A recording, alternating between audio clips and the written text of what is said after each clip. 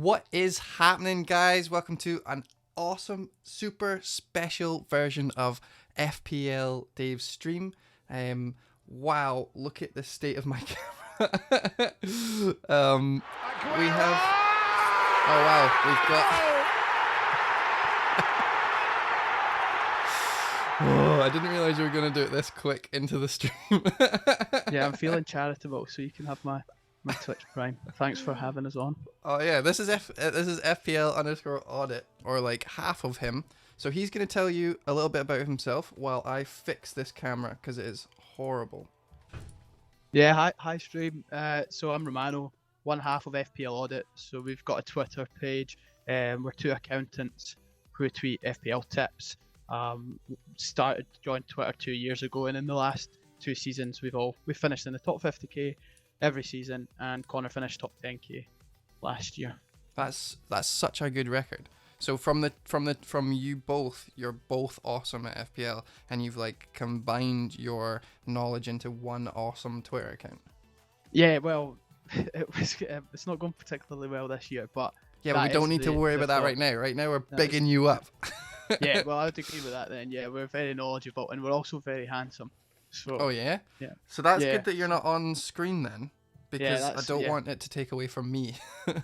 Exactly. So, but yeah, I mean, our record's pretty decent, so hopefully we'll be able to turn around our shocking starts, which we'll get on to a bit later. Yeah. So obviously this is going to be a special wildcard edition where we're going to be talking about each player that you're looking to bring in, each player bracket. We're going to figure out who the best is to bring in right now, punts that we might be looking forward to, add in fixtures because I love my fixtures, and then basically just chat shit for a little bit. You up for it? Yeah, I'm ready. All right, awesome. So there's a box. Let's get into it. Right, there we go. Perfect. All right. I love when I have to do all this on the stream. All right, so I'm gonna show you guys first off because we've looked at my team. I've chatted about it for ages on Monday. We don't need to deal with mine at all. We're just gonna jump straight into your game week 4 team first, and I'm gonna looking at it right now. I'm gonna roast the shit out of it. Yeah, I mean it's not the prettiest sight, which is probably why that I pushed the button earlier this week. Yeah, I mean lots of red flags. Now I'm not kidding, but I actually didn't know who this guy was, the one that's on your team. I actually didn't know who he was. So let's have a look at it just now, and hopefully this works. Perfect. All right, so first things first, who the fuck is Tribal? Yeah, so I've obviously picked the wrong 4.5 million Norwich midfielder, but basically well, he plays every game. He's now got injured for 6 weeks, but he was just the second bench spot. I like to pick someone that I think is going to be low ownership and still get points if I need them. So he's come in for 2 points, which is good. And the idea was that he would just be there and make way at some point and wouldn't be in danger of dropping in price, which is kind of, if you look at a lot of my subs, maybe not Wickham, but Gallagher and Woodman, they're there over maybe Greenwood and what's his name, Button, because there's less chance they drop in price because they're less owned. Tribal, if that was Cantwell, it would maybe have been a better start to the year. Yeah, so you punted in the right area. You just picked the wrong 4.5. That sucks. You've also doubled up in Everton. How are you feeling about that now? Well, I mean, it started off really well. I think I kind of, so pre-season there was a lot of talk about being big at the back and value in terms of over the course of the season is proven. I thought I would just max out on that, and it went. I mean, it started great. Obviously, Dean getting attacking returns, but then Keane just coming in with 8 points and then 6 points. It was looking great, and then 2 blanks in a row. Potentially as their home, they've got 2 home games in the next 5, but one of them's against Man City. Although Dean's pretty much a season keeper, I would say. I mean, the best part about that is that like they still have great fixtures, so I don't think there's anything wrong with doing it. But if I was on a wild card, I'd be so tempted to just go with Dean and scrap off. But we'll talk about where you go. So who are you looking to, like, for right now? I'm looking at your team and I'm like, awesome. You've got Ederson, you've got Laporte, and you like, obviously he's injured, and you don't have to worry about bringing in someone else, or worried about bringing in Mendy or Stones, or do I want to punt on Walker, or how long is Zinchenko going to be there? Because you've got Ederson, so you don't have to deal with that, and you've also got Robertson and Van Dijk, and you don't. And I know you're going to want Trent Alexander-Arnold, but in terms of two Liverpool guys, I think it's fine. So looking at your team, there's only a few fires, but it is a bit of a hard time getting rid of all of them right now. Like 2 injuries, a defender, you've got Callum Wilson, which isn't the greatest, and your bench is kind of fucked now as well, right? Yeah. So I guess I mean I have wildcard. It's like spoiler alert, but the reason I did it, you bloody better have. I didn't want to wildcard. So I looked at basically De Bruyne was killing me, so I was looking at a way to get him in. And I came to basically I would have to take a -8 to like move Laporte around and move a few players. So that -8 would have given me like 12 players, but it would have meant starting. This was when Tribal was fit as well. It would have meant starting one of Dendoncker and Tribal still. Right. So that was -8 to get to that and to have still a rubbish bench. So I kind of thought, actually, maybe it's better just saving points and just playing the wild card. And I can capitalise on some price rises, get Trent in as well. So it's a bit more. I think it's a good idea. I mean, for me, a -8.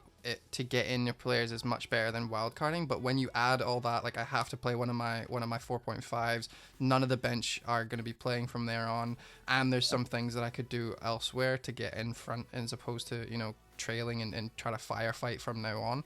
I think it's definitely a good idea, although it's really hard to say that to people like, oh yeah, I think you should wildcard, because then if they do, then you're fucked forever. Yeah, and that's the thing, like I really didn't want to do it, so I didn't press it until the Sunday night. So I missed. So Wilson dropped an extra 0.1, which I missed, and then someone else rose that I missed. Aguero rose if I wanted him. So it wasn't like I was something that I was set on. It's just when I kind of took a step back and assessed it, it just felt like the right thing to do. All right. Yeah. I think you haven't done anything wrong here, but we'll see what happens with the wild card. So before we do, I'm just looking at the chat. So yes. Romano could see the chat. Thank you very much everyone for coming. Likes to Punt has been here since I literally pressed go live, so thank you very much.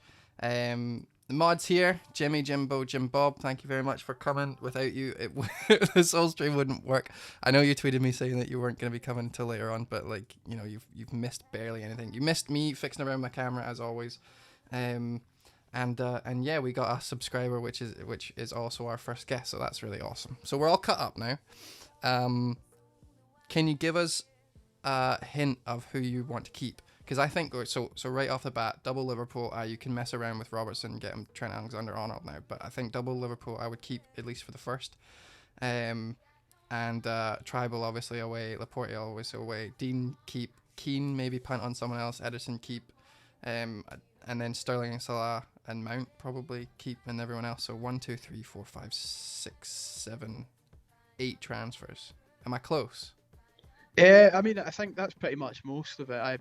I'll definitely look at getting Trent over Robertson. That was one of the things. So on Twitter, I was so pro Trent all pre-season. Points per game last year. I owned him at the back end of last season, getting double figure hauls all over the place. And then the Charity Shield happened where Matip got subbed on, Gomez went to right back, and I just kind of, I'm not usually that hyperbolic, but I was just so like scared that he was going to, especially against Arsenal and then Chelsea game week 6, that Trent wouldn't play. I was scared, so I went with a safe pick in Robertson, and I've been rightfully punished, so I'll move to Trent there. The other ones, Laporte has to go, of course. I might look at moving Ederson on and bringing in a City defender. So just changing the goalkeeper. Keane will go, and I'll keep Dean. And then I am maybe looking at moving Salah out. Oh, really? Yeah, so it was something I was considering doing anyway. You sound like you like a punt, like you don't want to go, you're not really worried about ownership or anything. Yeah, so exactly. I think I'm maybe sometimes a wee bit too clever. So I started the season without Sterling, and I had Aubameyang up front on the basis that he was going to match or outscore him, and then straight away was 14 points down because of it. But when it goes well, you see huge green arrows. So. We can actually see that, so I can go back and I can see how you started.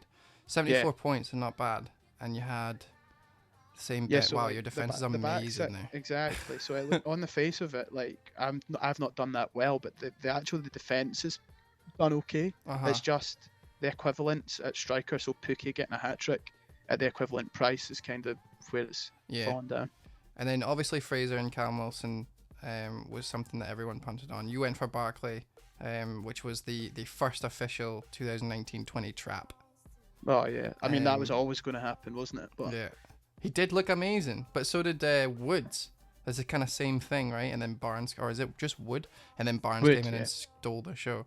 It's always going to happen. But at least he's a good price point that you can jump to a few different players. So who did you go for? So your first transfer, you banked it. I made it. So I made 3 in game week 3 instead. All right, let's see. Look, it's like you did much better than me in game week 3. Right. So and then your defense went from doing everything to doing nothing. Yeah. Oh man, that's rough. But then that week was actually. So that week was actually a big green arrow though, still because no one I did captained Salah. Mm-hmm. So so like that's the only green arrow I might have had 2 actually, but that was like a big green arrow because everyone went Sterling, so I gained 7 points there. Yeah, I think I mean Salah instead of Sterling was great. It's annoying that you did that, and because I don't understand why you would do that, but a lot of people did it, and when I'm looking at it, like it seems so. Bournemouth away for Sterling versus Arsenal home. So my reasoning for that is, I read a tweet and I don't know who the credit goes to, so I'm sorry, but it was maybe a year and a half ago that basically listed out all the returns at home versus returns away for like captaincy options, and basically the conclusion was there's a much better chance of having a big haul if they're at home.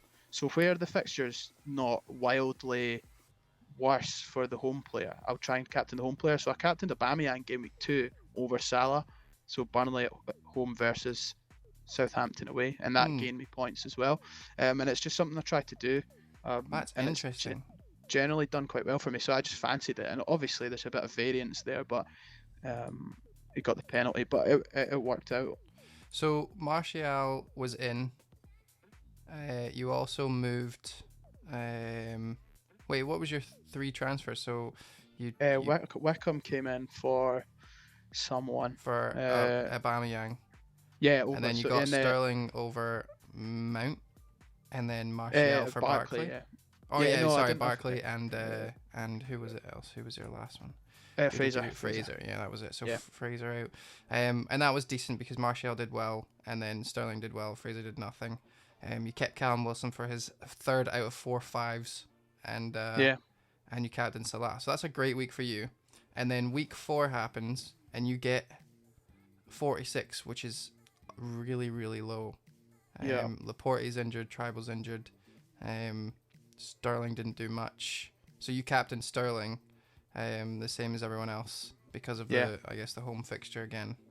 Brighton. Yeah, I mean it was a no-brainer, right? Yeah, I would do that all over again every single time. And that's one of the things when people posted saying like, "Oh, why wouldn't you captain Salah? Of course he was going to be in it." And it's like, no, he wasn't.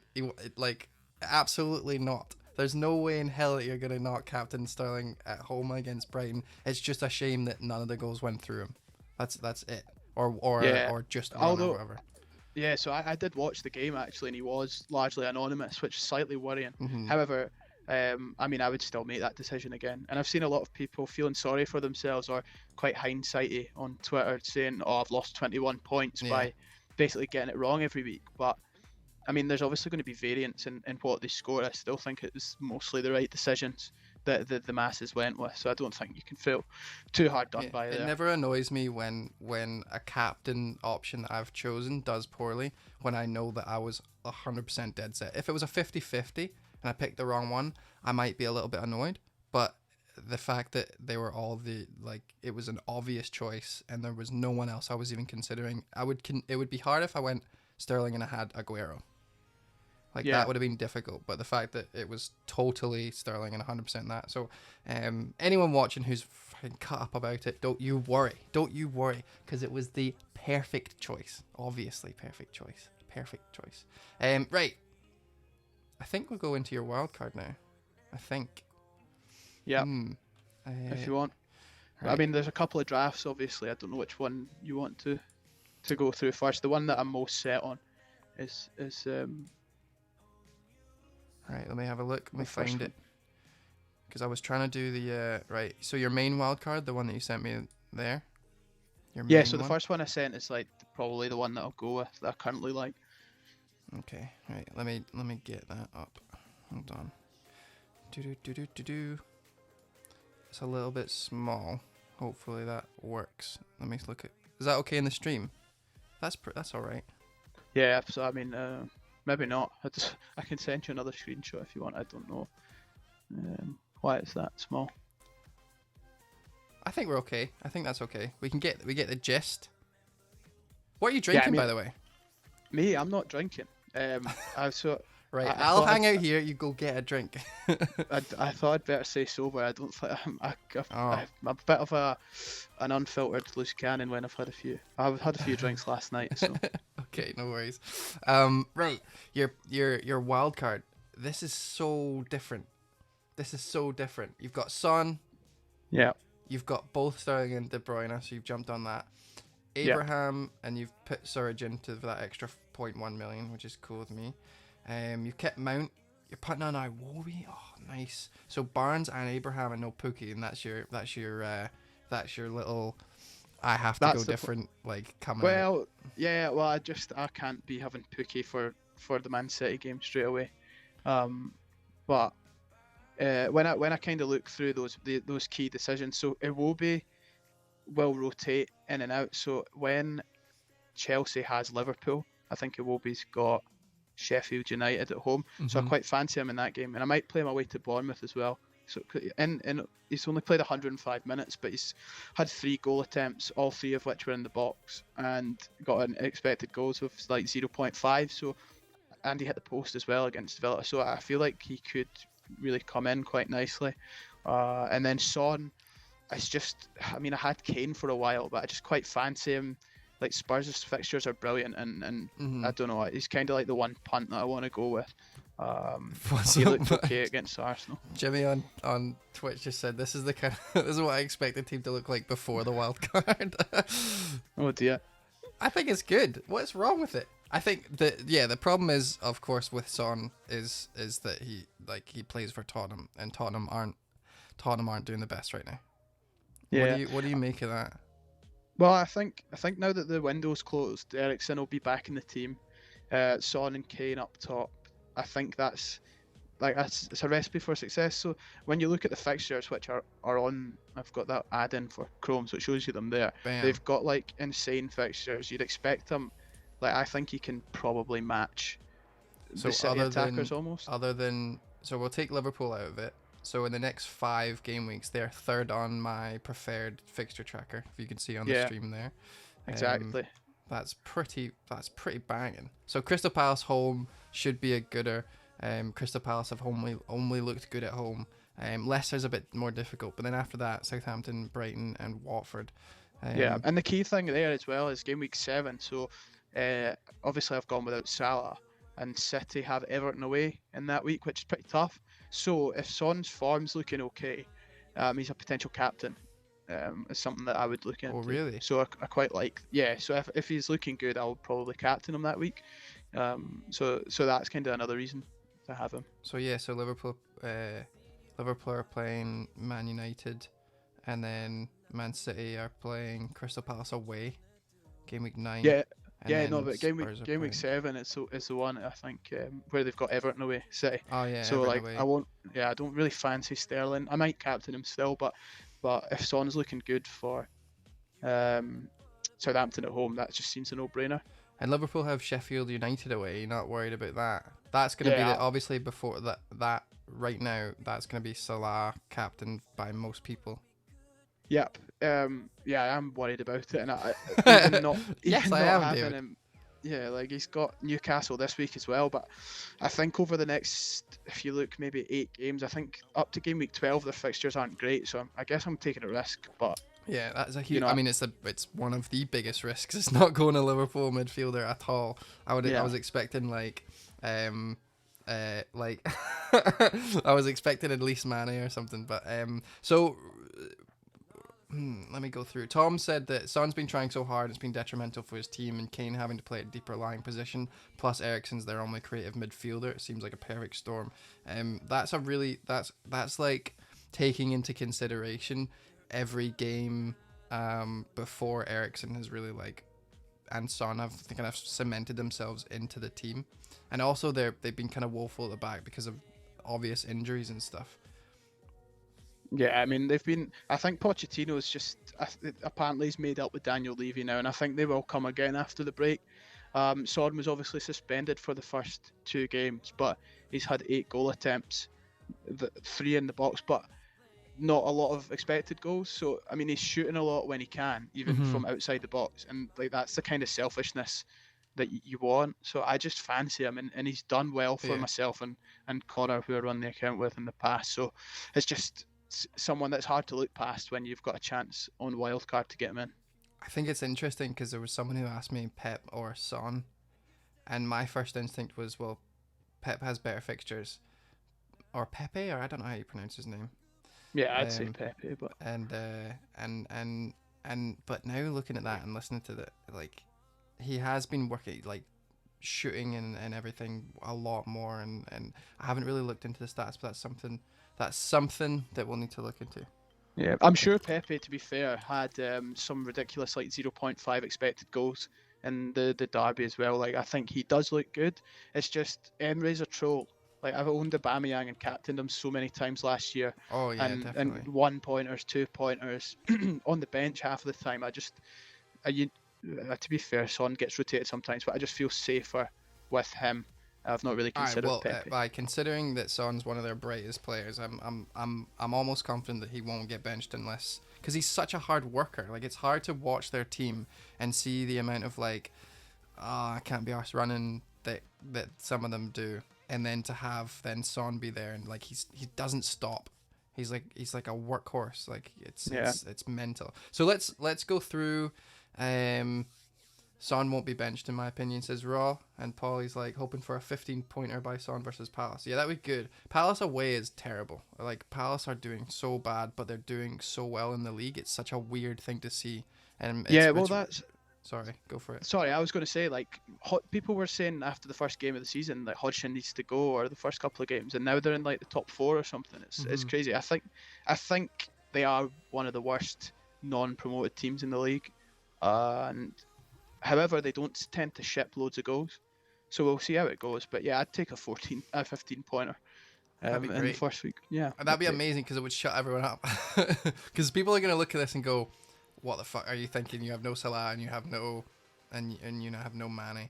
What about Firmino? He's the love of my life right now. I've gone too soon, RIP, for my team. Yeah, I mean, I just think I don't mind. So Vardy, this is one that I'm looking at later in the line, so it's a good switch that you can do in a few weeks when the fixtures get bad. But you're never going to captain him, in my opinion, and he is on good form. But I've not really considered him, to be honest, and I think I'd rather have Son. I see. No one considers him. Everyone hates him, and it's just me. And I'm trying to punt him to other people because I can't get him now. Right. So let's start at the beginning. Goalkeeper first, and we'll go all the way up. We were just kind of highlighting there the main things, the obvious that we need to discuss when someone shows you a wild card like this. But yeah. So Pope, easy fixtures. Let's just quickly look now. I'll look up like the next 10 for a goalkeeper, but for me, I've only been looking at the next 4 because I'm planning on wildcarding for game week 9. Yeah, but so, if you do 10, like Pope has the second best fixtures. Yeah, I guess so. I had Ederson, and I've always been like a big believer in having a set and forget, like clean sheets goalkeeper, or going for a cheaper option, like just as long as they've got a good run, I suppose. And Ederson does have good fixtures, but I just think when Burnley keep a clean sheet, and you'd think they'd keep a few with that run, and he'll make saves in the tougher games. When they keep a clean sheet, he is always racking up the bonus as well. Yeah, that's true. And I think he's quite well owned. Let's have a look to see what his ownage is. Hold on, I'll go into my certainly on Twitter and Fantasy Football Scout and whatnot, like the communities that we're in, he seems quite well owned. So it just felt like a good move to go for him. He's fifth highest owned. Oh no, sixth. So, wow, that's mentally sixth owned. De Gea's at 18.8%. Yeah, That's fucking crazy. That's so I daft. don't. I mean, that's inflated by all the casuals, isn't it? But yeah. And Man I United don't know. I fans, think which are I the think exact Ederson same thing. exactly. I think Ederson as well is probably inflated by that too. But those are the only two considerations I'd have for goalkeeper. I think. It just depends on the rest of your team. Yeah. But I think Pope is a great example of like just like cheap as chips. He's basically the Fabianski of this year. And because he has a track record of playing so well, 2 seasons ago or whatever it was, 152 points in 17-18, 11 clean sheets, and he's currently right now, he's on 1 clean sheet in 4, but he's played Arsenal and Liverpool and Wolves away, and that he's clean Wolves sheeted goal, on the one thing. And the Wolves goal was 97th minute. Yeah, I think he was on for I think he was on for 9 points. So, like, that's the difference, I guess. Like, if they do keep a clean sheet, he's getting the bonus as well. Yeah, it's just a shame that he's went up because a lot of people have Ryan or who have other 4.5s who are now going to have to like downgrade somewhere to get him if they haven't got any money in the bank. So Wildcard, good position. Also, you had Ederson. He's already went up in price, right? So did you make money off that? No, I didn't. No. Oh, he's only went up by once. All right, okay. Yeah. So fifth most owned, and then also second best fixtures. So I'm totally fine with that. The only other person I would consider maybe, if I was going right this second, is Leno, but everyone hates Arsenal's defense, including Arsenal. Like they I don't mind that. They just suck. And it's hard because I think they're really underperforming. And last year Leno was the highest underperforming keeper. And it's just because they have rubbish. Like they're all constantly, their wingers are their wing backs are always forward. Kolasinac can't defend to save his life, and it's no wonder that he bought the mighty Tierney, right? Well, Tierney will improve them heavily. Like I think similar to Robbo. Like I think Robbo's better than Tierney, but you go back a few years, Tierney was rated higher than Robbo before he moved to Liverpool, and I think he'll step up similarly. He's a leader as well, really good defensively. Oh, sounds like you're a big Celtic fan. I'm not a Celtic fan actually. I'm a Hibs fan, but oh Jesus, that's actually bad. I do think he'll improve them, and then Bellerin's to come back. Plus, they're good at home. Their stats at home are actually pretty good defensively. So I don't mind that. I mean, it's not for me. I just think 5 million. It's a bit awkward for goalkeepers. Yeah, it definitely is awkward unless you're going to be dropping down. But by that time, you're dropping down to someone who's not 4.5, so you're losing money on that. So it's either go now or go home. How many clean sheets are you expecting Burnley to keep in the next 4 game weeks? Brighton away, Norwich at home, Aston Villa away, Everton at home. I think they'll keep 1, maybe 2. But even if they keep 1, I think he'll get 4 or 5 points a game because he'll keep 3 or 4 points in the away games, and maybe against Everton. Like I expect him to keep a clean sheet in at least 1, and then he'll match.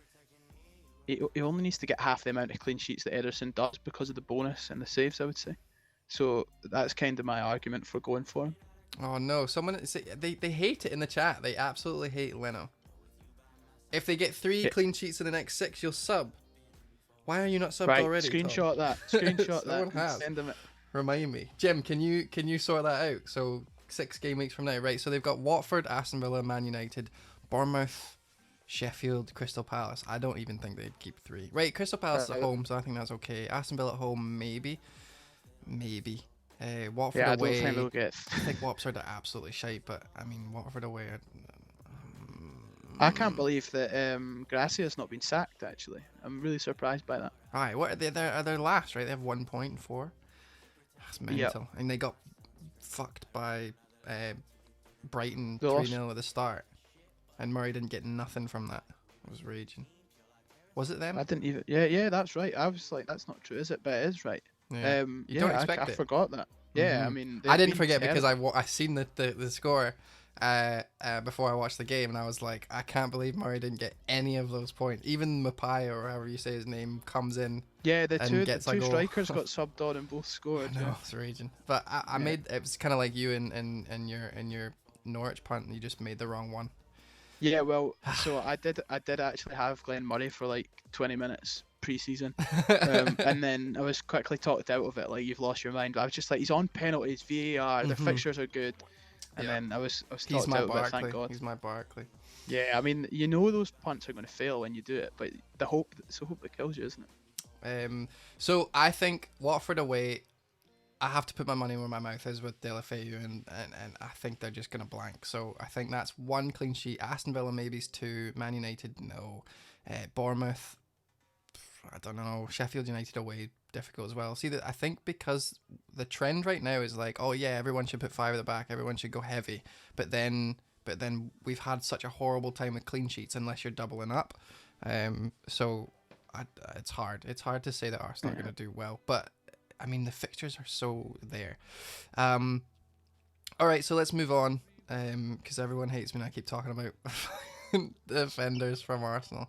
You've got Dean and you've got Soy from Leicester, Alexander-Arnold and Van Dijk, as opposed to Robertson, which is obviously a crazy good decision because Robertson is, everyone's taking him out. Everyone wants a bit of Alexander-Arnold, and then you've went for Zinchenko. So Yeah. let's talk about Dean first. So you've stopped doing your double up on Dean. Were you tempted to save money there, or just no way? No. I mean, Dean's nailed on. Same with, like, when you have teams that have got decent defenses, and then you've got really attacking players that are key to their attack, like Trent and Dean. They just pick themselves. And the same with Van Dijk. Like, I think he was underpriced by $500,000. And I know he's only had 1 clean sheet in 4, but the clean sheets will come, and he's a goal threat. So those 3 more or less pick themselves to me. Yeah. And I can't see myself moving off that quickly. Maybe when the fixtures get a bit difficult, I might move Van Dijk out or Trent, depending on how the form is. Are you worried about Zinchenko coming in on the bench one of these weeks, or no? Yeah. So that position. So Zinchenko's there now because he might rise in price, but I probably will move to Otamendi. I'm not sure. I need to see how long the Laporte injury is. I think I seen January. I seen at least 3 months. But the last time someone had this kind of thing in the Premier League, I think it was Luis Suarez, or I read that, and he came back in like 6 weeks, but that was considered crazy fast. Well, so Pep's always given them like that weird horse placenta or whatever they do, flying them over to that special doctor. So who knows? The Barcelona guy. Yeah, so who knows what drugs will be injecting in there, but assuming he's out for 2 months, I'll probably go Otamendi. Like, Zinchenko's obviously got Mendy as a threat, but more importantly, he doesn't do super well on the BPS. Otamendi's better for that. Plus, Otamendi was a hero 2 years ago, like banging in goals and whatnot. He's just got a bit more threat. He just dropped. Yeah, he was like their player of the year, or he was in the team of the year for the Premier League, and then wasn't in the team at all last year. And they brought in obviously he's gonna try and promote Stones, because you need a couple, like, of all my Football Manager days, I know that they need at least a few England players, like, for register purposes. So if they have a chance that Stones will play as well as Otamendi, there's no point in not promoting someone from your own nation. So I can understand that. So for that purpose alone, I think Stones is more nailed. However, like, he's injured right now, and so is Laporte, and Otamendi's not going anywhere. Some people were saying things like, what about Fernandinho or Walker can go to the middle, but why would you play someone who's maybe a teeny bit better in their role over someone who's been playing that position, centre back, like, their whole life? Like, I don't see how you would play someone over Otamendi unless he made a complete ass of himself, and he hasn't done. He's actually been playing well. Yeah, you never know with Pep, I suppose, and like I think Stones is nailed, and he will play most games right centre back. Importantly, though, Otamendi tends to play, like, he played on the left when he was in the team before Laporte came. It was him and Company or Stones, so I think that's quite likely that will be what is resumed there. Whereas I could see Fernandinho or Walker going in right centre back and rotating a wee bit, and they all might miss a game here or there, but Otamendi is slightly cheaper, and I just can't get the thought of him slamming in a goal in the next couple of games out of my head. So I think that's probably where I'll go. I think he will. And you know what? I was looking at Zinchenko's positioning. He actually was so involved in the last game week. Like he's actually playing kind of like what Mendy used to play like. Yeah, so his heat maps are really good, and Mhm. I mean, he did get. I think he got 3 assists last year towards the end of the year when he was a midfielder. So obviously, That if they 100% thing that he was doing. yeah, so if they keep a clean sheet, there's a chance. But I think he's just not got that same sort of like a threat that maybe a more attacking fullback has also, and also I don't know, goal threat for Otamendi. Just I can't get it out of my head. You get double the points obviously for a goal than an assist as a defender. I've got an average position and XG thing that someone posted on Reddit. I don't know if you've seen it. I don't know. Do you use the Reddit at all? I've got it bookmarked so I can go find it. But I've got it here, right? So if you guys haven't seen it, yeah, I'll link you this. This shit's amazing. Right, I'll link the chat, right? It'll be in there. So cool. So the mods are trying to add things, and I don't know if it's gonna work, but I love that they're trying. There's also something wrong where if you're doing the commands, like I keep having the commands coming up and it's not actually working, so I'm not 100% sure why, but we'll figure that out, Jim, after this thing. So see on I've just linked the chat to this, right, and it shows you average positions, passing rate, and all the rest of it, right? And if you go to Zinchenko's, he is so much higher than every single other defender from Man City. He's actually the second highest. I was looking. He's the second highest defender in all the top 6, only behind Kolasinac. Now we're not going to keep talking about him, but like, yeah, Zinchenko's got the most progressive carrying game week 4, and he's most central game week 4, as in passing wise and stuff, and everything seems to be going down the left. And I'm not 100% sure if that's just because Mahrez was playing or what, but it seems like that was a huge tactic. Everything is going through him, which is crazy. Yeah, the only thing I would say about that there, I mean, is it looks like he's passing inside a lot to Silva and not like running down the wing and crossing it. I don't know if that's fair. So, I mean, yeah, he's not running probably, to touch. He's definitely not a bad pick, but I don't know. I just worry that he loses his place. I feel like all of these things that are, yeah, well, that's the thing. We've got to start thinking about rotation, right? But all of these things point towards like you don't need Mendy in right away. Like he's doing what he's supposed to be doing. Mendy was kind of like an anomaly where he could also cross like a machine, but the fact that they've got De Bruyne back in, they don't need to do that because they could now play that into the middle, and De Bruyne can pick the pass up, and almost as good as anyone in the whole world, let alone having to like, rely on Mendy to do that now. They don't really need it this year. So I think Zinchenko's going to be here for a lot longer than a lot of people they think. He's not a worry as much, and he's not a fire until he's a fire. So I don't think we need to. No, I agreed. Like it's like that fifth Diego Costa yellow card from 2 or 3 years ago. Like it never came. So you just need to get him in and then deal with it when it becomes a problem instead of missing out on all the points. So we've got Soy as well, who has the worst fixtures for the next 4 ever. I'm assuming you're just getting him in for the potential price rise in case you want to keep him and rotate him with Iwobi or whoever. So that team sets up as 4-4-2. Mm-hmm. So he's on the bench. He's like the Lundstrom. I hate Lundstrom's fixtures. I don't see them keeping too many clean sheets. Let's just jump in right away. There we go. Sheffield United 4th worst. Yeah. Exactly. So they just look horrible apart from the Southampton game, really. Whereas Soyuncu rotates quite nicely in that. I think in 2 or 3 weeks when Everton plays Man City, he's got a good home fixture, so I could potentially bench Dean and Iwobi.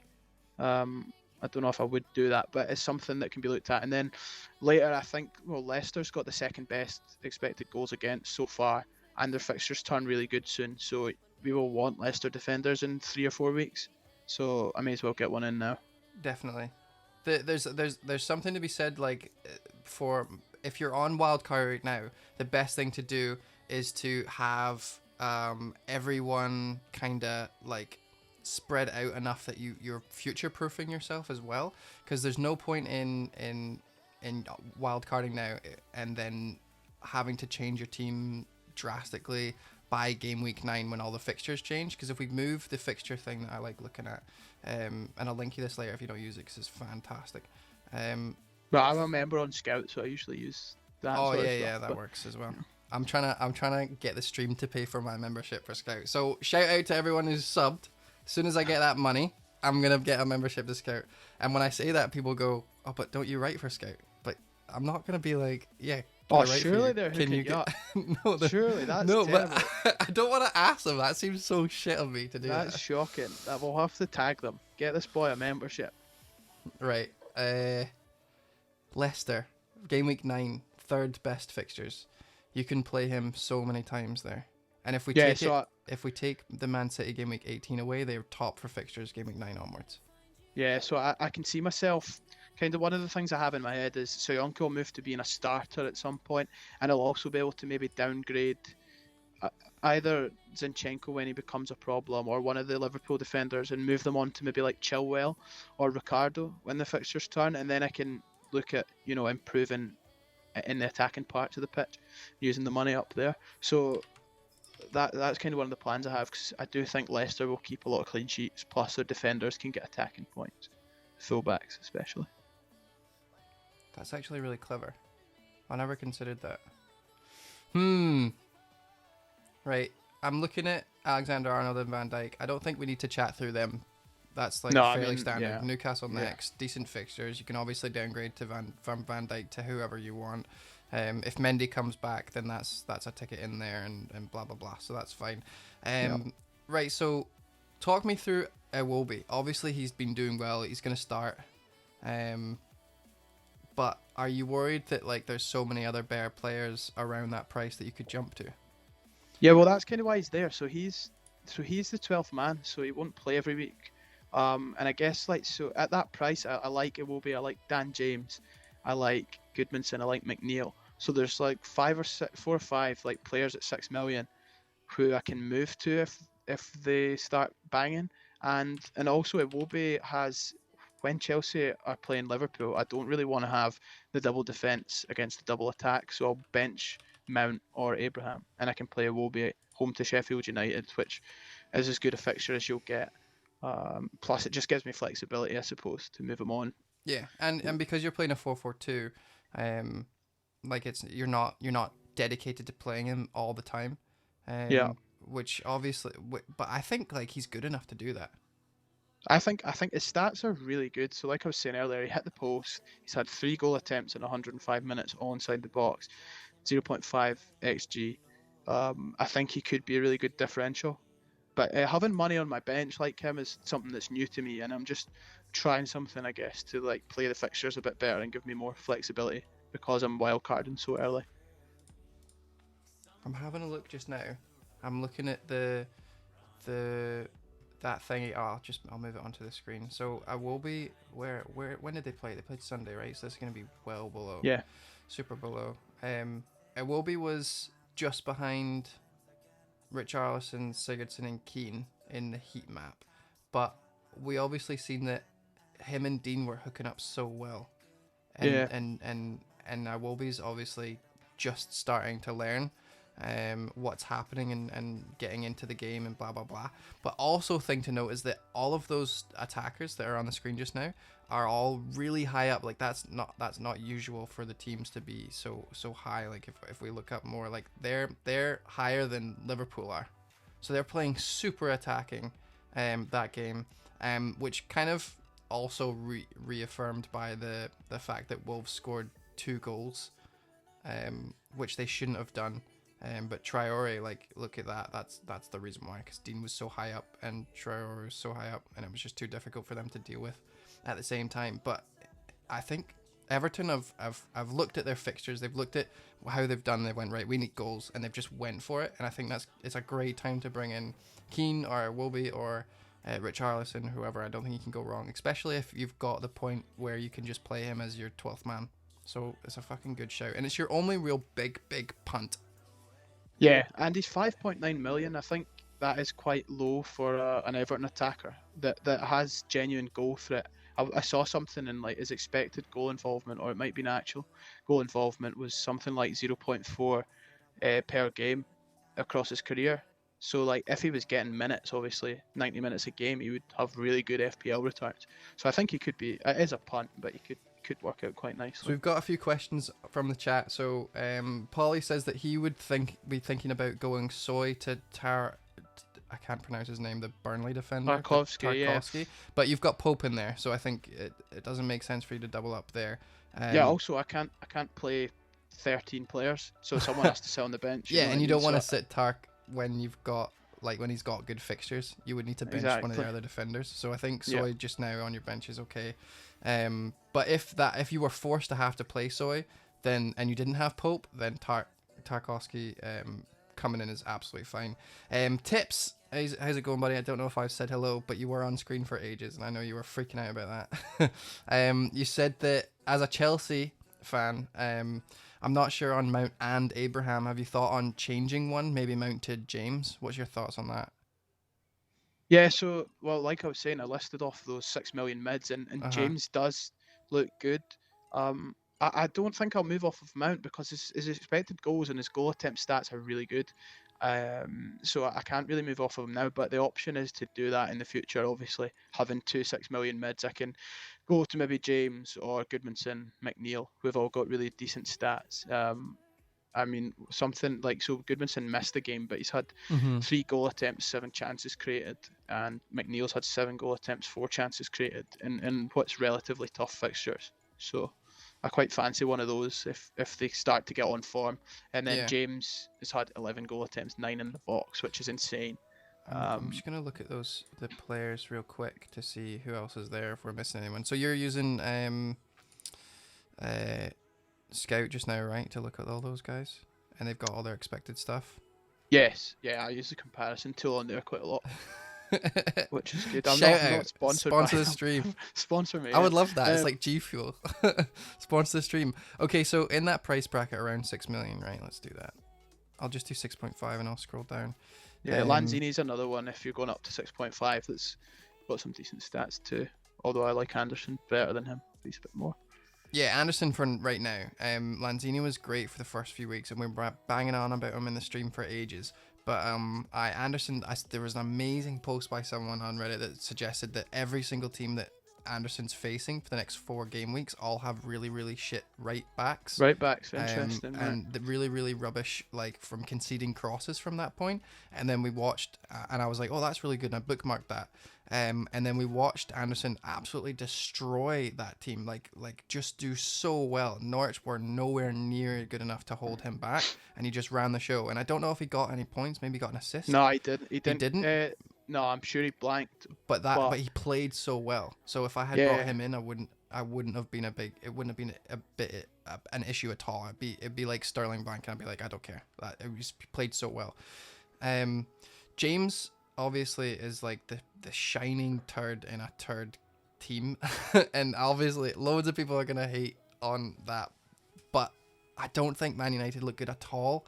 I mean, they look good as a team against Chelsea, and James looks good, but just everyone, there's so much happening like behind scenes with Man United. I'm so scared of just jumping in and getting like, even though he's out of position, I didn't want to get Martial in until like they started really banging on, and the only problem is that everyone has to jump on, you know, the Man United trains really quickly because they do just go off and they just keep going.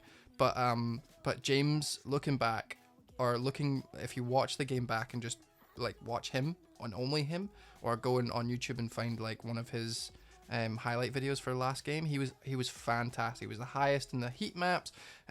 He got his goal, etc. 3 goals in 4 games for someone. He could have had more. He could have had more, but the only like worry is that he was playing on the left because Rashford was playing up top. Whereas once Martial comes back, he'll probably get moved out to the right, and I think that'll probably affect him. Yeah, because he was cutting in and shooting so much. Whereas, like, because he's right-footed, right? So he doesn't need to do. Yeah, he can't really do that on the left. Yeah, so I don't know. I think he's still a bit of a wait and see, and he gets booked all the time. So like that affects his bonus. Well, he has done a couple of times. I think one was for a dive. 2 and 4. That's not great. Yeah, so like I don't think that's good bonus wise. So I don't think I think he's a good pick. Don't get me wrong. It's just Aye. So you're fine because obviously when we're looking at your team beforehand, like you had so many double ups, so you're not really concerned about that at all. So you've got Mount, you've got Abraham. Abraham did look great, and his underlying stats are great. I was shocked by his stats, to be honest. Like, he has 0.6 expected goals per 90 minutes, and like, I thought, so I watched his goals and I was like, they don't look like they were don't cook outside clean. the They look box. like one of them was just a fantastic first first Yeah, time strike, and you're like, well, that's not gonna happen every week. And then the next time you look at him, he was like pouncing on really stupid defender like mistakes. So you're like, right, that's not gonna happen every game week. But then he keeps like he's done it 4 times. yeah. I think so. I was really surprised by his stats, and then after the Liverpool game, their fixtures are just ridiculously good, like ridiculous. Yeah. So Let's that's have a kind look of at why that. he's in there. Let's have a look at that. So we've got Chelsea, are 4th in the next. Oh, it's gonna refresh. See, this doesn't happen when you've when you have your fantasy scout. Right, where are they? Where are they? Right. So after Liverpool, they're great. Right now, they don't have a good run. But this is another reason that I've been talking about wildcarding for game week 9. I would probably save money and then like bring him in after the Liverpool game because, like you said, it's the amount of good fixtures they have. Even with the Liverpool game, they are second top for the next 6 after that. Yeah, I And mean, after the home games are against the minnows as well as like Brighton and Aston Villa and yeah, stuff. the next 10, including a Tottenham, Man City, Everton 3 from 15 and 17, is they're still second best. That's crazy, and they are the top 4 fixtures between game week 10 and game week 15. And I don't even think Tottenham's that bad of a. Oh no, wait, that's Man United. Oh shit, I was looking at the wrong team. Aye, there you go. Still, I mean, I think that's still great. I think the only thing that I have a problem with Abraham is that if you want to go up, like going back, you're only going to get Pookie because you've already got Barnes, right? So Yeah, unless you want Pookie or unless you don't have Barnes, like Abraham needs 2 transfers to get someone better. Which yeah. So like Haller and yeah, Jimenez, Pookie, well, Pookie's cheaper, but those 3 are all considerations. Yeah, or Lacazette if you're wanting to go in that Arsenal route, or Vardy, or you know what I mean, like you're gonna have to yeah. do some mental transfers. But I don't think that's a big deal. The only problem is with your team just now. Like, who would you downgrade? Son, Well, I maybe. mean, I don't know. Like, we'll see what happens. Like, in the future, I'll maybe take a Liverpool defender out. So that would be how I would fund Vardy potentially. But I'm not. You can't really plan to downgrade, I suppose. I've got extra money there with having a 12th player. So like, Iwobi could become a 4.5 million mid. So could Mount. Or Trent could become a Leicester defender. Yeah, So so there's it still won't be a quite a lot of defense thing. flexibility. You do have a lot of money in defense still, so you've got a lot of faith in the defense, regardless of what we've seen game week 1 to 4. So that's pretty good. Yeah, I think, well, we've had, so after the first 3 weeks, we had 14 clean sheets, and expected clean sheets was like 17 and a half. So that's 20% less clean sheets than we'd expect. So that's about as bad as it could go, and still there's defenders near the top of the value charts. So it can only really get better than that, I think. So we'll see. The cool thing about your team is that like your punts are Iwobi, who's on the bench, Soy, who's on the bench, not really even a punt, he's just kind of future proofing it. And then Son, who you can downgrade to whoever you need to. And if you did Son and Abraham swap, you could get some pretty good, like you could go Lanzini or you can go James or whoever, and move Abraham up to a Lacazette or a Firmino or a Allaire or whoever. I think Exactly. it's a really, really good price point to have Son, and it's actually one of the reasons why I went for De Bruyne like game week 1 was because I felt like he was so easy to just swap out if I needed to. Like if he doesn't play as well as we think he's going to play, or if he gets injured or whatever, like 2 transfers and De Bruyne turns into a monster striker or any defender I want because he's or any midfielder really other than like the premiums. It was such a good price point to have on 9.5. However, De Bruyne did so amazing game week 1 and game week 2 that now everyone's brought him in, and now he's a shield and you can't really get rid of him because he's playing too well. Like you wildcarded to bring him in, not just him, but yeah. No, he was the main part, and that's the hope that what Son becomes. Like, he can quickly become template and essential. He can go. He's so streaky. He can go on a run of like 5 goals in 3 games. Like, he does that stuff. So that's the hope. But then if it doesn't work out, he can easily become like I don't know, a 6 million midfielder, and then I can upgrade Abraham to like Aubameyang or. And you're not very far away from Mane. If Abraham doesn't work out, or if you really need a Liverpool midfielder and you've made a terrible mistake, which is easy to say for us now that you probably have, but again, we're only on Thursday, right? This might change right up until kickoff, you know. But if that's true, you can get Mane and and just have to play I will be every game. Exactly. So exactly, it's not difficult. I can easily take what's that, 2.7 million out of Abraham or 2.2 million out of Barnes, make them just like a dud striker like Greenwood or something. Yeah. And then, you know, you can get Mane in two transfers, so it's not the end of the world. So really we're looking at Mane plus I will be versus Son and Barnes. No. If you were thinking about that, right? Oh. So because Son and Barnes you've got right now, and if you wanted Mane, you would need to take Barnes away for a dud striker and play I will be, right? Oh, sorry, right, yeah. So in that case, we're looking at Son and Barnes versus I will be and Mane is who you'd be playing in your starting 11. And for the next 3 game weeks, Mane and Iwobi will probably score similar because Barnes has just got such a good run. And Son, like you said, is it could play amazing or play shit. Yeah, I'm comfortable. I think like it's a risk I'm comfortable to take. Like, I was looking at taking Salah out anyway, and wildcarding him back in game week 13 after the tough fixtures go. So, I mean, you've got to speculate to accumulate, as they say. So yeah. I mean, it could go horribly wrong, but absolutely standard right. thing to say when you don't have any Liverpool midfielders. Yeah, I mean, it will go horribly wrong based on the first 4 weeks. But let's have a look at Liverpool's fixtures. So for right now, if you're to do that, game week 5, Newcastle home. That's gonna hurt, but you do have a double up, so not that big deal. Chelsea away. A lot of people are looking at Chelsea as like it's now the top 5, and they're not in it. But I think they'll just get better and better. I'm not too concerned. Although I'm not gonna punt on that anymore, and I'm getting Zuma out the fuck my team. But yeah, that's the thing. That's the only thing that's holding me back from Emerson. His stats are unbelievable. He got an assist for Italy tonight, which was cool. He's had so many goal attempts, so many chances created. If they could start showing some signs of keeping like a clean sheet, then you know he would be right in the team. But at the moment they're so porous, so that fixture looks terrible on paper, but it probably isn't that bad for Liverpool. Yeah, I agree. So I think they've got 3 decent things where it probably will hurt you, but if you can keep your composure and keep or if Son does well and kind of matches both of them, then it's Leicester, Man United, Tottenham, Aston Villa away, who have showed up against top teams before, and Aston Villa are like my blind spot. I have no idea how to take them. And then Man City at home and the Crystal Palace away, which is also not that great.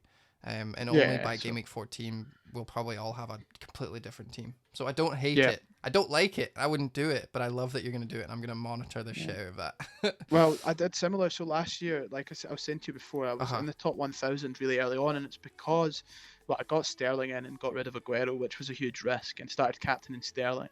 And I also got rid of Salah. I can't remember who I got. Back when he was blanking just before Christmas. It was near the start, but they basically had like big games, like 2 or 3 of the big teams in 4 weeks, and I took him out, and a lot of people kept him, and then I got him back in on my wild card, and I was looking at doing similar, but I'm just going to take him out on the wild card, and I'll get him back in eventually. But then obviously he punished me later in the season when he played Bournemouth, Christmas and all that stuff. Yeah, that hat trick against Bournemouth, but. I don't know. You've just peaks and troughs. You've just got to hope that you hop off and hop on at the right time. So I think we've kind of went through your team. There's no other, like, obviously Abraham, you don't have to really chat about him too much, or Barnes, because the monkey train's fucking going nuts and he's doing so well. Yeah, the Barnes train, yeah. So I'm thinking That's one thing though. Those things annoy me so much. Like everyone's a train and a plane and the helicopter. Oh, I fucking hate. I wrote a very comprehensive like tweet of all the fun puns that you could use for Alair, and none of them were a copter. I saw that. I didn't mind that at all.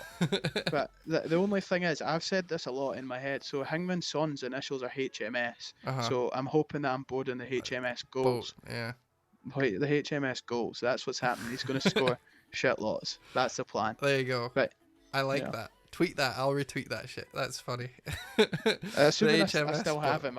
Maybe you've talked me out of it. I'll end up with Salah. Oh no! Don't do it. No, I like it. I think it's great. Nah, I'm joking. Don't let me talk you into anything. HMS boat. Shut up. I meant like as in he is a boat. That is a boat. Yeah, exactly. Yeah, you're. Yeah, it was like a parenthesis. But yeah, that's the plan. I think we'll see. I'm not set on this yet, but I feel pretty comfortable with it.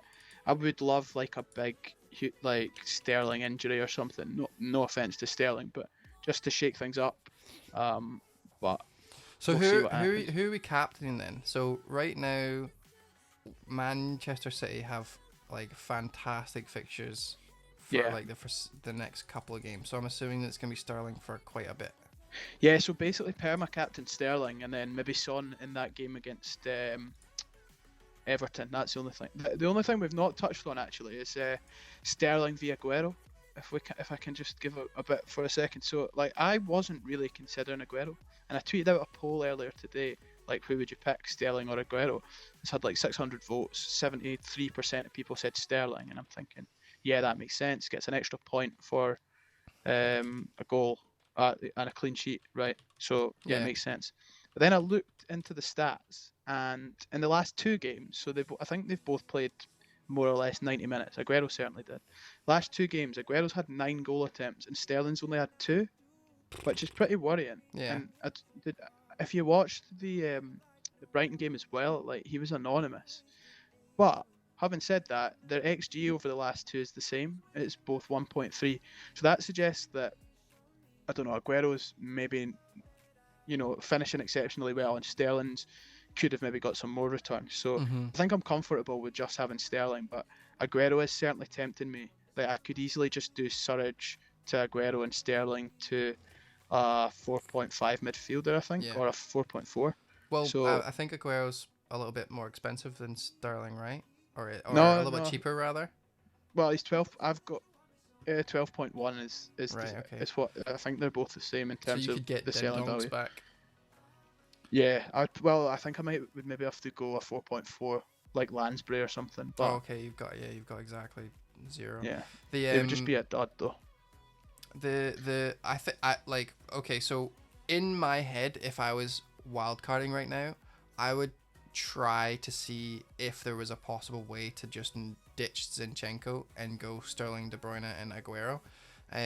But that's such a huge risk if they only get 1 goal or whatever. And we remember what happened last year when everyone was kind of jumping on them, and Sané was cheap, and let's get Sterling in as well, and then we all have Aguero anyway, and then everyone kind of falls flat on their face when that happens, and I've seen people say that, and like I get it, but when does City ever only score 1 goal? Like that never happens. They're always winning like 4-0. So I think it is viable. It's just like you can only captain 1 player, right? And if you have 3 City premium attackers, they all have a bad fixture at the same time. So I think a bit of diversification is not too bad, and also City's defense is the best in the league too. So yeah, you don't want to go without that. It would be difficult. It'd be really difficult. I would just do it as an experiment, see if I could do it. Obviously, like Jimmy's saying in the chat, you can't afford all 3 of them. I mean, if you're not going Salah, he would just be in for my team right now. If I went Salah down and then Greenwood up and just put a 4.5, and I mean I would need to start playing Kelly or something. I would need to rotate a little bit, but it's doable. It's just not advisable. But I would be very tempting to do it.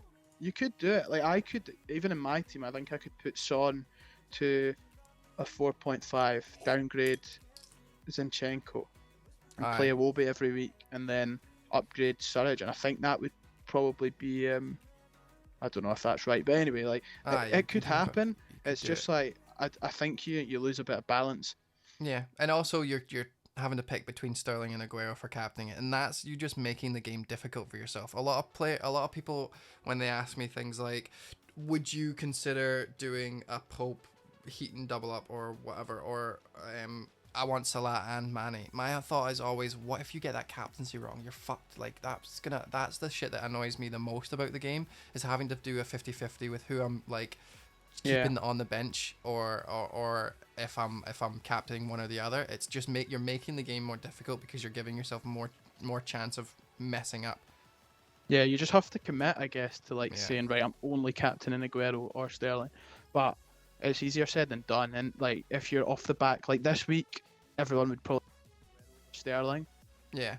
But if you seasons, like Sterling averages more points per game, so you know you just don't really want to.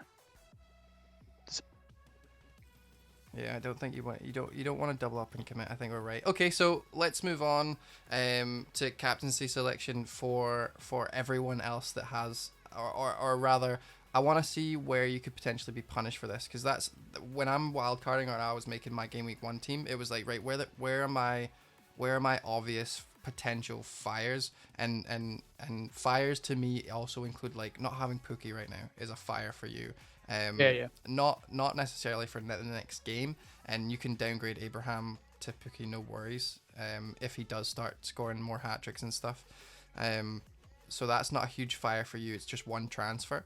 But for people with for me anyway, when I had Murray and King like that, as soon as he rose in price, that's now a fire because I can't get him with one transfer. So, for you, we've already talked about getting Mane in, but is there anyone that you're worried about that isn't apparent?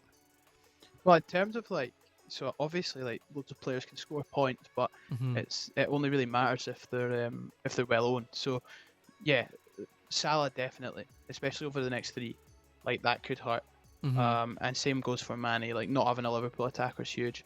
Aguero as well could punish, but beyond that, I'm not that concerned. I'm trying to think if there's anyone I've missed, but it's mainly captains. It's the game, in my opinion, simplified is about captaincy and then value.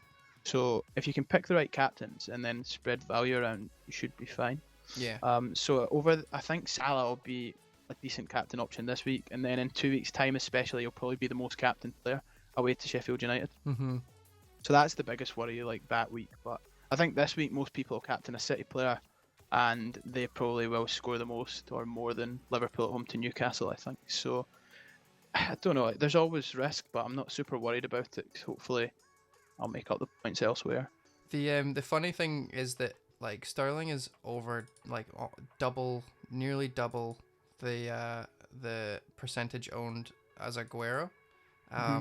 And so if I was the other way around, I'd be so shit scared of Sterling. So I don't think I would go at all Aguero. And the funny thing is that if you're going Aguero and he blanks, it's gonna be so hard not to transfer him out. If he blanks for three game weeks or whatever. Whereas if Sterling blanks for 3 game weeks, I can't see me ever want to bring him out. Really, it's almost like Salah had to go 8 game weeks with really, really bad fixtures coming up, and also rubbish stats for us to ever consider bringing him out. Last game week, I don't mean because you're a different kettle of fish. You wanted to bring him out right now, but last year rather, a lot of people kept him in their teams just because they were worried about not having him for a long period of time. And I feel like that's the exact same as Sterling. So having Aguero in as a worry, I don't think I'm worried about him at all. Now we both have Sterling, Zinchenko, and De Bruyne. I don't think I'm worried. I'm more worried about Aubameyang. I know what you're saying there, and I try not to get too caught up with the ownership, and it's obviously a factor. But if you step back and say, who do I think will score more points over 6, 7, 8 game weeks? Sterling versus Aguero. I come back to Sterling, and if that's the answer, then that's the guy I should go with and I should captain. It doesn't matter about the ownership. Exactly. And if I was getting Aguero as the answer, regardless of whether he does it or not, with results, if I think Aguero is going to score more, I would go Aguero. And I had the same decision last year on Wildcard, and I picked Sterling, and he was 5% owned maybe, and Aguero was 40%. And I took Aguero out on Wildcard. and I got Sterling, and I said, right, every game that I would captain Aguero, I'll captain Sterling, and Mhm. Sterling outscored in most games because he gets more points for goals and clean sheets, and it catapulted me up to like the top 1,000. So just sometimes looking at the ownership's a good thing, and then other times it can cloud your judgment, and you just have to step back and talk about, who's going to score more points, and I think it'll be Sterling. Yeah, Hopefully. I mean, hopefully we both got them. Jimmy, thanks for the 10. I don't know what that means in terms of money. I don't know if you just gave me 10 pence. I have no idea how bits work. But thanks very much, buddy. I appreciate it. The almost nothing, he says. Perfect. Love it. Every little helps. So yeah, we've talked. I mean, now we've kind of talked Sterling and Aguero to death, and we have 15 minutes left. So if anyone in the chat, if there's anyone who wants to ask you or I or any questions at all, then now's a chance to send them in, and we'll go through them. And in the meantime, I'm just gonna have a quick look at the rest of your team and see if there's any fixtures that I'm totally worried about for you, or anyone who I would consider that you're missing on wildcard. Like, you've not got any West Ham, which is an issue, but not very long. I mean, yeah, you've went Abraham over LR basically, and it's because you're spending so much money elsewhere. Yeah, I can't afford it, but I don't know, I just fancy Chelsea to score goals every game. Whereas like West Ham, I don't know, they go through hot and cold patches, and Alaire's stats are undeniable, like they're unbelievably good. I just worry that, especially at home against smaller teams, like they often just suck. Like, yeah, I don't know. I think like, it's gonna be different this year. I think I mean, I don't really look at stats too much. I'm very much like eye test, but West Ham had that season. What was it, 2016-17 or 17-18, where we were like 6th in the league by the end, and they were just a year. Yeah, and they just scored really well, like all the time. And now Anderson is got like decent midfielders around him. It's not just like him, and Noble's kind of like even looking better than he has ever, and he's came up and saying that they're playing the best that they've played in years and stuff. I feel like they're gonna go for it a lot harder this year, and that at the detriment to their defense. Whereas last year it looked very much like they were kind of doing the big Sam thing of like let's just park a little bit. Well, the defense still sucked, but yeah, like I had Fabianski and Diop on wildcard. I don't know what I was thinking, and like the amount, I think I lost like 2 or 3 cleanies like in the 86th, 87th minute. Like every week, it was just awful. But no, I agree. Like their attacking assets are definitely good. It's just I don't trust them as much as I trust Chelsea to score goals. Yeah, it seems kind of obvious, right? It's top 6 side, cheaper. Yeah. Right, and then the only other team, sorry, that I've kind of ignored is Wolves. So like they're kind of flying under the radar. Well, I don't know. I mean, I agree. They've not won a game yet, but so their fixtures are really good. Like especially from a Jimenez point of view, like that Chelsea game's not a worry over the next like 10 or so. And I think Jimenez and Bolly are both like, I know Bolly got sent off, but I think they're both really good picks. And Bolly was getting bonus. He got an assist. And then he got bonus in a game that they drew 1-1. And their fixtures start getting better, and their XG against is good. Like I think he's a really underrated pick. So, it's game week 9-ish, where if you look at like the next 10 games, they're actually top of my little fixture thing here. I don't know how it is. I don't know if they use slightly different power indexes for fantasy football scout, but like Wolves, Sheffield United, Leicester, Norwich, Arsenal, they all like are changing in the next 4 game weeks to be have a really, really good fixtures.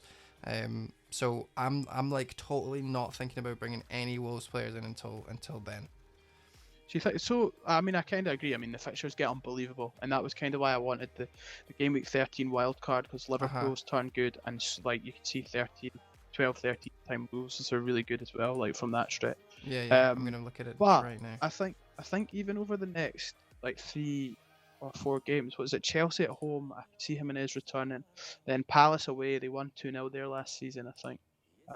And Jimenez probably scored, he would have. And then Wolves at home to Watford, away to City, and then they've got a home to Southampton after that. So if you've got the bench for that City game, they look like I don't know, those fixtures look pretty good. Yeah, but would you be benching Jimenez? Like last year, he was like, if you benched him, Yeah. you lost out. Yeah, you're right. Well, I did bench him. I benched him against Spurs, and he got 12 or 13 points. But I don't Oh, no. learn lessons. So I never ever bench. So I've got two questions for you. Would you be the type of player to bench Trent Alexander-Arnold against like Spurs or Everton or something? Would you do that? Yeah, so I did. So last year, away to Chelsea, I think it was. They won 2-0, yeah. And he got, I think, a 5-pointer, and I benched him. Or he maybe got bonus. I can't remember. Mm-hmm. I benched him for a clean sheet. But he auto subbed on anyway. But yeah, I would bench them. I would bench them, and I also I benched Callum Wilson, but he came in as an auto sub against City. When he scored that goal. Yeah, I think he got an assist. But that's so lucky for you that you're getting these players in. So you're actually not learning your lesson because you haven't been punished for that. Well, sort of, yeah, but also I would do it again. Like I don't know, I'm happy to bench expensive players if I think that they'll be outscored by a budget option.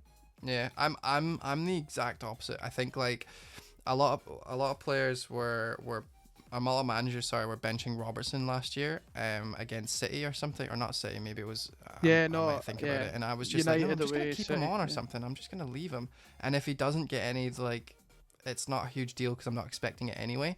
But but a lot of teams tend to like shore up against Liverpool, especially when they're away to, like, when they're going to Liverpool and they're just trying to hold that point, because Liverpool are just monsters. They're so hard to deal with. So if you even try to attack, the counter attacking so hard to deal with that there's really no point. You could maybe try and nick a draw against them, but that's so good for their defensive assets. Is one of the main reasons why they did so well against the top 6 sides last year, because they, like, at home they were just so hard to deal with, that there was no point in even attempting to like put an attacking formation in. So for this year it's the same. Yeah, I agree with that. Like I did, so I played Robbo against City both times last year. I think he got a clean sheet in one and then maybe an assist in the other. Yeah, so I agree. I usually do play them, but if, like, say you're faced with Jimenez, it's got City away there, and I think it's the same week, but say Soyuncu had Newcastle at home that week, I'd be happy to play Soyuncu over him, because I think if you run it 100 times, like, Soyuncu will probably get a clean sheet more than Jimenez will score. Yeah, I think so too. I think it's easier to bank on a clean sheet, at least on paper. Right now it seems like no one's getting clean sheets and a bit difficult, but I wouldn't ever be like, okay, now sell all your assets, 4.5s, move all your money up front, because the defense is it's just easier to get a 0-0 draw, like, in general. If you like you said, do it 100 times, it's just gonna happen way more. Goals are really difficult to score in the Premier League. I think as well, like, you see when you say run it 100 times, so obviously there weren't many clean sheets in the first 4 weeks, but like a lot of that is variance as well. Like, it doesn't mean that the defenses aren't good anymore. Like, you still have to look at it going forward. Like, do I think Liverpool will keep a clean sheet at home to Newcastle? Yes, I do. So, like, I still think that the premium defenders will come, hopefully. Yeah.